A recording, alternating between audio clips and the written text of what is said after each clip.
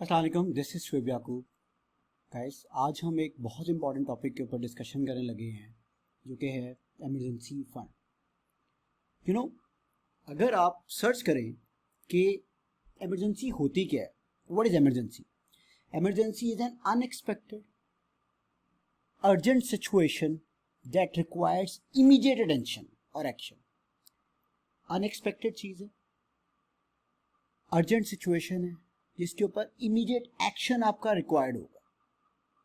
मतलब खुदा ना खास्ता आपकी गाड़ी का एक्सीडेंट हो गया, आपकी जॉब चली गई है, आपका कोई रिलेटिव या आप खुद हॉस्पिटल में एडमिट हो गए, आपको पैसे चाहिए। उस सिचुएशन में अगर आपके पास कोई फंड नहीं होगा, पैसे नहीं होंगे, तो you will be in trouble, आप मसले में चले जाएंगे। तो इमरजेंसी फंड इसलिए रिक्वायर्ड होगा ताकि उस गाड़ी के एक्सीडेंट की शेप में, उस हॉस्पिटल में आप इमरजेंसी में पड़े हुए हैं, आपकी जॉब चले गई है, कुछ अरसे के लिए आपको पैसे चाहिए, वहां पर वो फंड आपकी मदद कर सके, उसको हम कहते हैं emergency fund. So emergency fund is a financial safety net with money set aside to cover unforeseen expenses. Unforeseen क्या? आपको तो नहीं पता ना गाड़ी का एक्सीडेंट होना है, आपको तो नहीं पता ना कि जॉब चली जाएगी, आपको तो नहीं पता ना कि आपकी हेल्थ के इश्यूज हो सकते हैं और आपने इंश्योरेंस नहीं करवाई हुई।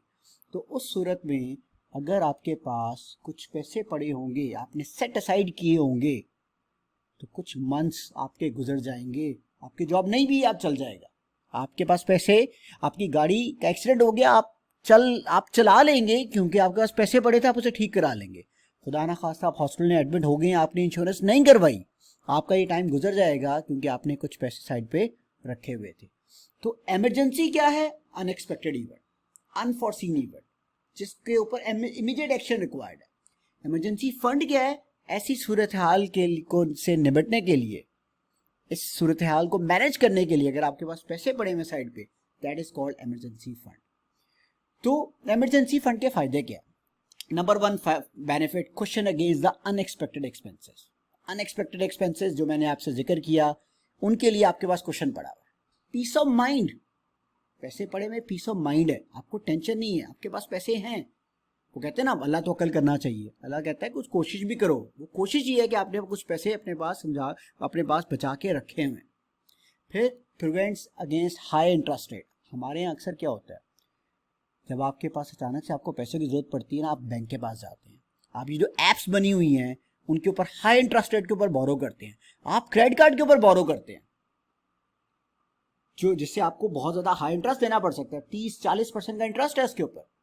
आप उससे बच सकते हैं अगर आपने सेफ्टी के तौर पे कुछ पैसे अपने पास रखे हुए हैं, तो आप एम्बेरसमेंट से बच सकते हैं, आपको किसी दोस्त से, जानने वाले से पैसे मांगने की जरूरत नहीं है। फिर मेंटेन योर इन्वेस्टमेंट स्ट्रेटेजी। अगर आपने पहले से इन्वेस्ट किया हुआ है, आपको इन्वेस्टमेंट को तोड़ना नहीं पड़ेगा। प्लॉट पे पैसे डाले हुए, आपको टेंशन ये नहीं होगी कि मैंने प्लॉट को बेचना है। स्टॉक्स पे पैसे डाले हुए, आपको टेंशन ये नहीं होगी कि स्टॉक्स को लॉस के ऊपर बेच के पैसे चाहिए। क्यों? आपने तो पैसे साइड पे रखे हुए हैं। ये बड़ा बेनिफिट है। Flexibility during job transition. Job change करते हुए आपको ये टेंशन नहीं है कि यार 1 महीने का गैप है, 2 महीने का गैप है, मैं गुजारा कैसे करूंगा। आपके पास पैसे पड़े, तो उस गुजारा करने के लिए आपने अलग से पैसे अगर रखे हुए हैं, that is called emergency fund. फिर what should be the amount of emergency fund? वैसे तो ये डिपेंड करता है इमरजेंसी फंड, आपकी जॉब सिक्योरिटी कितनी है। अगर आपकी जॉब सिक्योरिटी अच्छी है, जॉब सिक्योर है, आप कम भी अमाउंट रख लेंगे चल जाएगा। लेकिन जॉब कहाँ सिक्योर होती है, बुरे वक्त का पता नहीं चलता, ये भी ज़हन में रखना चाहिए। डिपेंडेंट्स कितने हैं?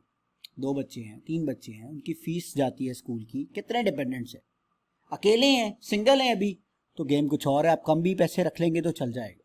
डिपेंडेंट ज़्यादा है तो आपको पैसे ज़्यादा रखने पड़ेंगे।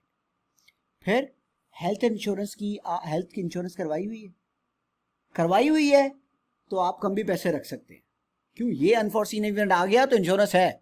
इंश्योरेंस नहीं करवाई तो शायद आपको पैसे ज़्यादा रखने पड़ेंगे अपने आप को कवर करने के लिए, अपने डिपेंडेंट्स को कवर करने के लिए।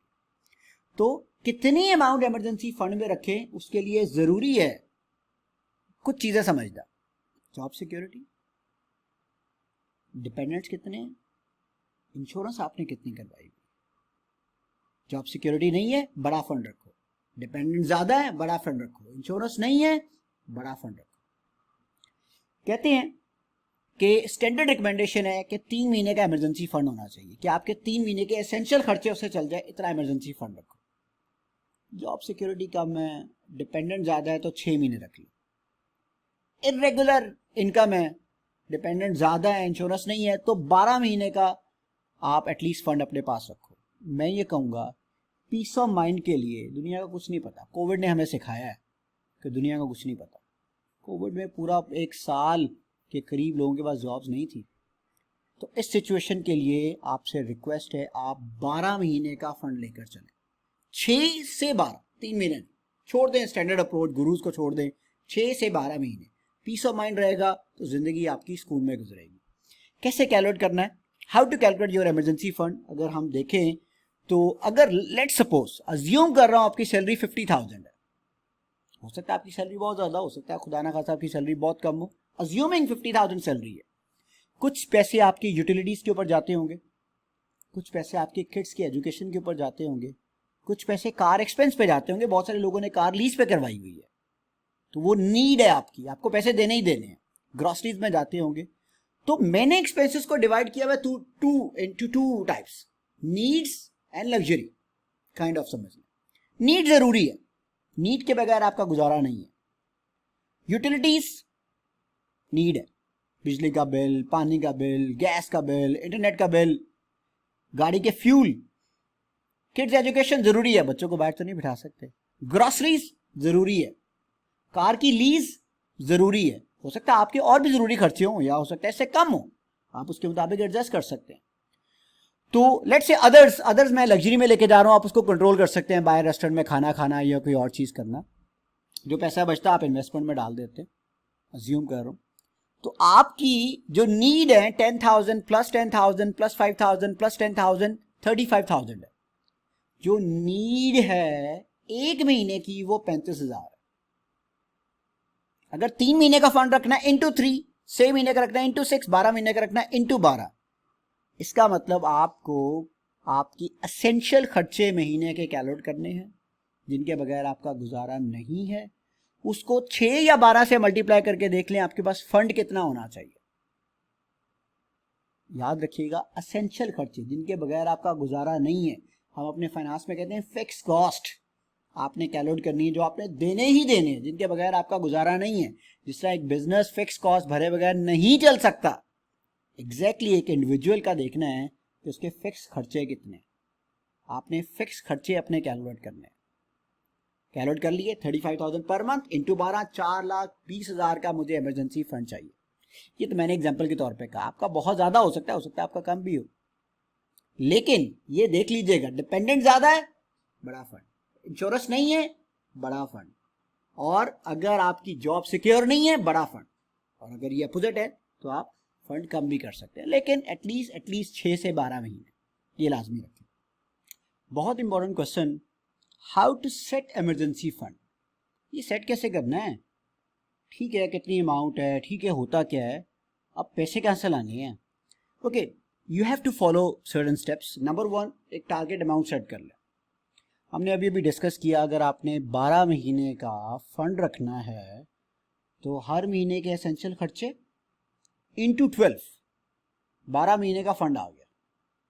पहले तो टारगेट अमाउंट है कितनी वो सेट कर लें, फिर एक सेपरेट सेविंग अकाउंट ओपन कर लें।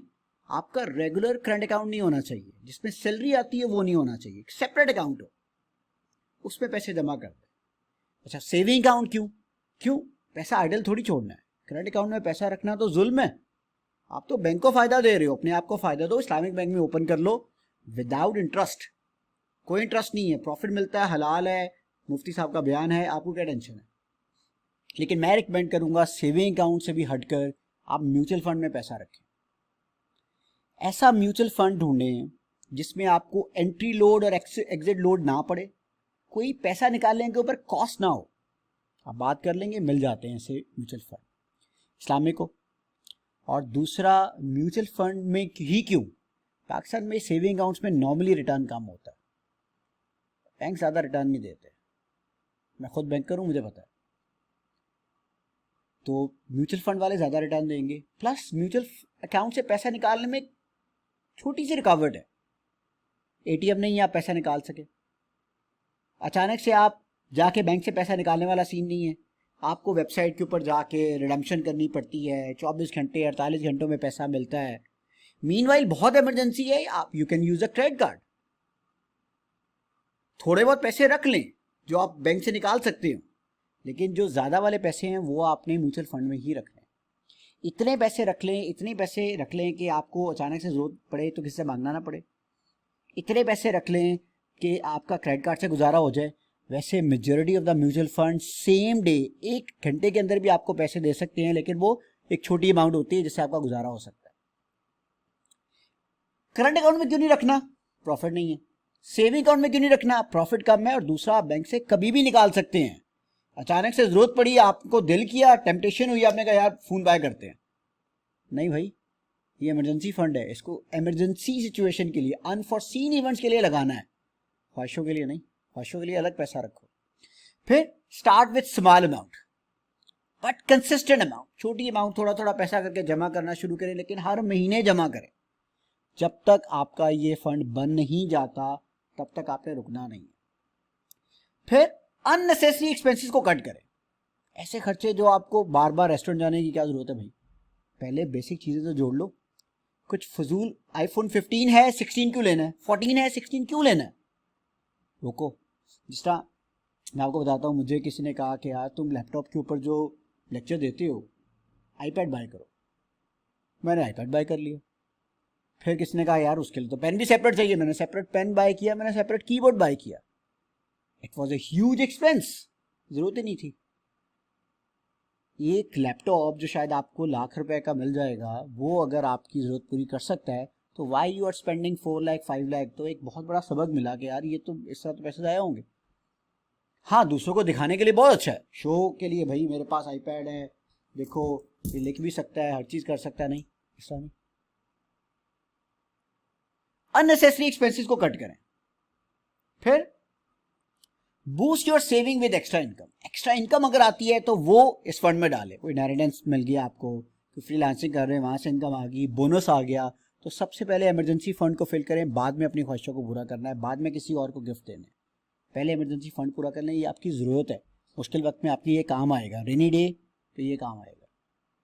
फिर track your progress and adjust as needed. अपनी परफॉर्मेंस को ट्रैक करें, इतने पैसे डालने थे, इतने पैसे डल गए हैं, इतने पैसे और डालने हैं, उसको मॉनिटर करें। जब वो हो जाए तब आपने इन्वेस्टमेंट करनी है, तब आपने ख्वाहिशें अपनी पूरी करनी है। Keep the fund accessible but not too easily accessible. इसलिए मैं कहता हूं म्यूचुअल फंड में पैसे डालें, लिक्विड म्यूचुअल फंड में, fix income money market mutual fund में, स्टॉक्स वाले में नहीं भाई, वो रिस्की, आपके पैसे तबाह हो जाएंगे। करंट अकाउंट में पैसे नहीं रखने, ये नहीं आप फौरन निकाल सकते हो, ऐसी जगह पैसे नहीं रखने। Avoid using emergency fund for non emergencies और डिस्क्रिशनरी स्पेंडिंग। और लास्ट है जी, replenish the fund immediately if you need to use it for a true emergency. अगर आपने जरूरत आपके पड़ गई, खुदा ना खासा मुसीबत आ गई, आपने उसको यूज कर लिया, तो दोबारा उसको रिप्लेनिश भी करना है, उसके अंदर और पैसे भी डाल लें ताकि फ्यूचर की नीड उससे पूरी हो जाए। आई नो ये सारी चीजें मुश्किल है, बट अगर आप कर लेते हैं तो यकीन करें इमरजेंसी की सिचुएशन में सबसे मांगना नहीं पड़ेगा, बॉस की मिन्नतें नहीं करनी पड़ेंगी कि कंपनी लोन दे दे, दोस्तों की मिन्नतें, फैमिली की मिन्नतें नहीं करनी पड़ेंगी। जब ज़रूरत पड़ती है ना, तब लोगों के ट्रू कलर नज़र आता है।